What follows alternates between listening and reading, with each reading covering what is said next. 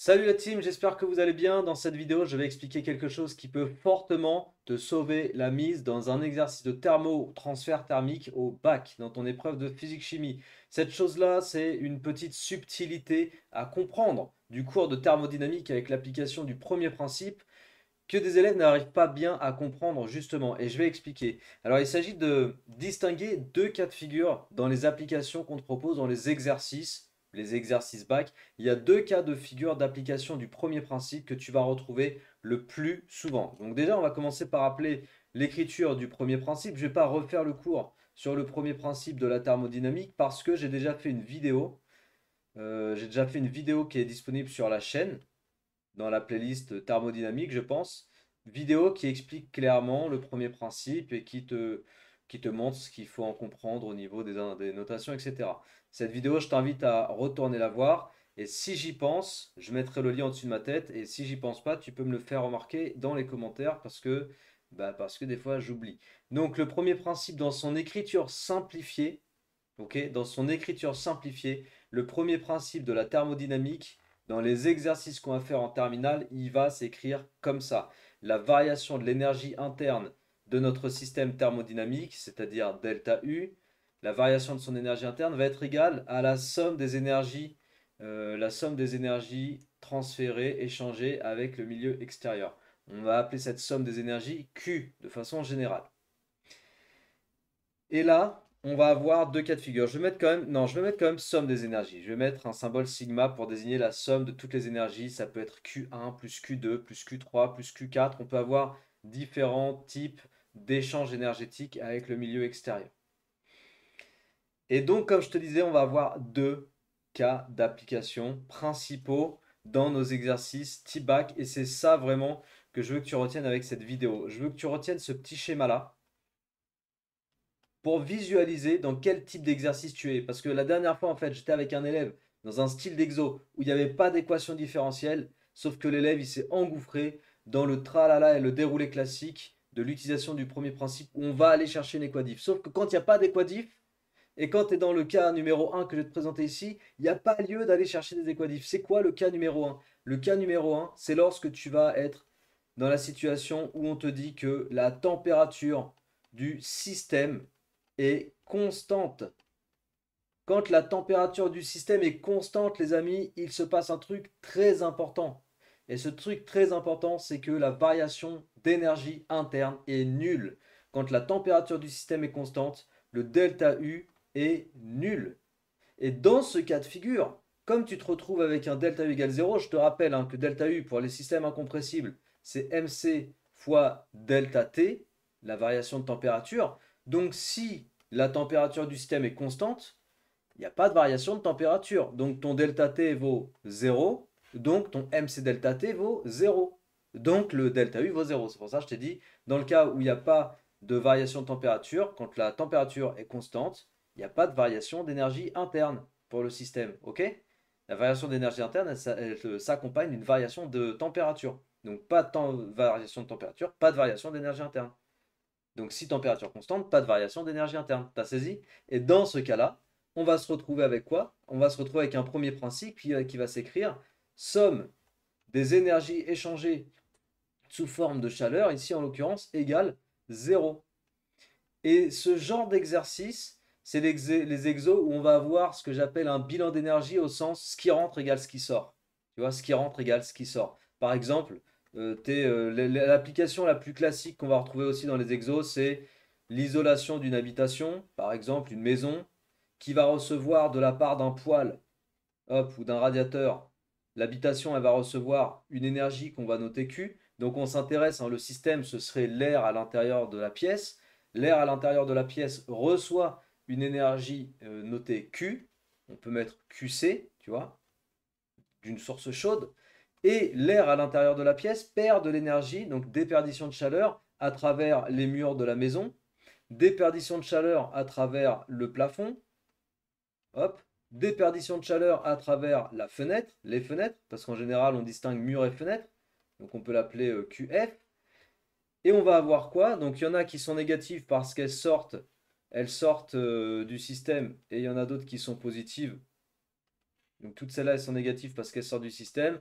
Et la QC, elle est positive parce que c'est une énergie qui rentre dans le système. Et on va voir quoi dans ce cas de figure où somme des Q égale 0, donc dans le premier style d'exo où on n'a pas de variation d'énergie interne, eh bien on va avoir l'égalité entre QC plus QF plus QP plus QM égale 0. Et avec cette égalité, en général dans les exos, on va te demander d'isoler par exemple QC pour déterminer la chaleur transférée par le poêle à l'air de la pièce, ou on peut te demander aussi de déterminer QF pour ensuite retrouver par exemple la résistance thermique des fenêtres, ou on peut te demander d'isoler QM en te donnant les autres, hein, bien sûr, on va toujours te donner trois infos et on te demande de déterminer la quatrième, tu vois, on te donne toujours quasi toutes les infos, on te demande de déterminer un truc que tu n'as pas.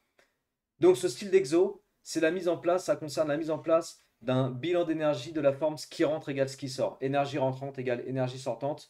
Et on est sur un style d'exo où il n'y a pas d'équation différentielle en général. D'accord? Après, dans ces exos, on te parle d'énergie, on peut aussi te parler de puissance. Donc on peut quand même retrouver la notion de puissance ou ou de flux, mais il n'y a pas d'équation différentielle. Donc ça, c'est le cas numéro 1. Et maintenant, je vais te mettre en vis-à-vis le cas numéro 2. Donc le cas numéro 2, ça va être le cas de figure où la température du système varie. Donc delta T est différent de 0. Cette fois-ci, le delta température n'est pas égal à 0. Il peut être négatif ou positif, ça dépend si le système se réchauffe ou se refroidit. Donc là, on va bien avoir delta U égale par exemple Q. Là, on va considérer qu'une seule énergie parce que dans ce style d'exo-là, en général, le système reçoit de l'énergie de la part d'une seule source. Justement, pour simplifier les choses, il n'y a qu'un seul échange énergétique. Q, on va retrouver une expression de Q que tu connais, c'est le flux échangé multiplié par la durée, delta T. Et dans ce style d'exo, où on va se retrouver avec une température de système qui varie, on sera souvent ou tout le temps avec un système incompressible. Donc le delta U, tu pourras l'exprimer sous la forme MC delta T. Ouais. À partir de là, tu diviseras par la durée. Donc tu diviseras par delta petit t. Attention, ne confonds pas la variation de température et la durée delta T. Donc fais gaffe à la façon dont tu construis tes lettres et à la façon dont tu comprends ce que tu écris sur ta feuille. Des fois, dans des exos, on retrouvera aussi delta theta. D'ailleurs, je préfère même utiliser theta de façon à enlever l'ambiguïté. Mais normalement, si tu as bien compris la différence entre grand T dans ces exos qui désignent température et petit t qui désigne des instants, normalement, il n'y a pas de souci, on peut rester avec cette notation. Donc en divisant par delta t, tu vas te retrouver avec cette relation-là. L'énoncé te donnera dans cette situation une expression pour phi. Ok, ça dépendra du style d'échange thermique, de transfert thermique qu'il y a dans ton exercice. Et pour passer à la ligne suivante, on dira que la durée, donc la durée, hein, je parle de delta petit t, la durée tend vers 0 et de ce fait, la variation delta température sur la durée delta t, ça devient une dérivée. La dérivée de la température par rapport au temps. Donc on se ramènera à ceci. Voilà. Et comme je t'ai dit, dans ce genre d'énoncé, on aura une expression pour phi. Et dans l'expression pour phi que l'énoncé va te donner, on retrouvera grand T, la température du système. Ce qui nous permettra à la ligne d'après de remonter jusqu'à l'équation différentielle. Et ensuite, bah, il faut être dans l'exo pour poursuivre mon explication. Il faut avoir une certaine expression de phi. Donc moi, je vais m'arrêter là sur l'explication.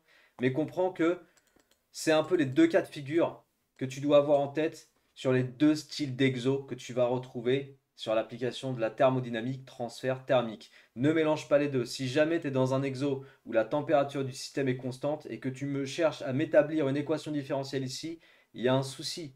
Parce que tu n'as pas compris que la température est constante. Si la température est constante, on ne cherche pas à établir la formule qui donne l'expression de la température à chaque instant, tu vois. Ça, on cherche à le faire uniquement si la température du système varie. Donc il faut bien que tu comprennes ces deux éléments-là qui sont fondamentaux pour démarrer un exercice. Est-ce que je suis dans un exo où la température du système est constante ou est-ce que je suis dans un exo où la température du système varie? En fonction de la situation, tu n'es pas dans le même contexte et ce qui va dérouler dessous, ça ne sera pas la même chose. Voilà, ça ne sera pas la même chose. Ici, on aura une relation entre les énergies échangées qui nous permettra d'en isoler une et de la calculer. Et ici, on mettra en place l'équation différentielle qui me permettra derrière d'avoir l'expression de T, la température en fonction du temps. Ok? Donc il faut bien saisir ça. Et pour vraiment bien saisir ça, je t'invite à te rendre sur la BNCS Academy pour visualiser les titres des exercices sur lesquels tu dois t'entraîner. Je te renvoie souvent à la BNCS parce que c'est une mine d'or en fait en termes de contenu. même si tu n'as pas accès, même si tu vas pas sur un accès exclusif et réservé, tu peux quand même aller travailler avec la BNCS, c'est ça qui est fabuleux. Et notamment sur la thermodynamique et le transfert thermique, je te conseille, si tu veux vraiment comprendre l'essence de ce que je t'explique ici sur les deux styles d'exercice, je te conseille d'aller appliquer ça sur les exos que j'ai identifiés. Donc tu vas sur cette page-là là, de la BNCS, je peux la mettre en commentaire épinglé, si j'y pense je le ferai. Tu vas ici et tu regardes les exercices que j'ai identifiés, des exercices de thermodynamique. Là-dedans, en fait, dans thermodynamique, j'ai rangé des exercices où il n'y a pas d'équation différentielle. Tu vois, par exemple, four à céramique, il n'y a pas d'équation différentielle ici. Donc, tu vas pouvoir travailler dans four à céramique en exploitant la situation du cas numéro un. Tu vois? Si je me souviens bien, faudrait le refaire. Solarisation d'une piscine, pareil. Chauffage d'une piscine, pareil. Tu as également, dans transfert thermique, j'ai aussi rangé des exercices où il n'y a pas d'équation différentielle. Tour énergétique, c'en est un, faut le faire. Le mur Trombe-Michel, c'est un autre exercice où il n'y a pas d'équation différentielle. Je te recommande fortement de faire ces exos. C'est pour ça que je te renvoie sur la BENSES pour que tu ailles regarder les exercices que j'ai identifiés comme des exos à faire pour préparer ton bac ou voilà, préparer tes évals. Après, tu as aussi les exercices où il y a des équations différentielles. Donc, tu as capacité thermique massique du cuivre, fer à cheval, ça faut faire. Ce sont des exercices très importants. Préparer le thé, il est un peu plus facile, mais pourquoi pas. Refroidissement du yaourt, très bon exercice, je te conseille de le faire. La congélation de l'eau, je crois qu'il est pas mal, faut regarder, mais vraiment prioritairement capacité thermique massique du cuivre, fer à cheval, refroidissement du yaourt, ça faut faire ces exos. Avec là-dedans, tu retrouveras des équations différentielles, ok? Et tu pourras donc t'entraîner sur les deux cas de figure et comprendre que dans les applicatifs que tu vas avoir au bac, tu seras dans le cas 1 ou dans le cas 2. Et donc, il faut maîtriser les deux cas. Voilà. J'espère que cette vidéo t'a plu et qu'elle a permis de ranger et trier les informations dans ta tête sur le transfert thermique thermodynamique. Si c'est le cas, partage, diffuse autour de toi. N'oublie pas de t'abonner à cette chaîne, ça envoie beaucoup de force. Et moi, je te dis à très bientôt pour de nouvelles vidéos. Ciao.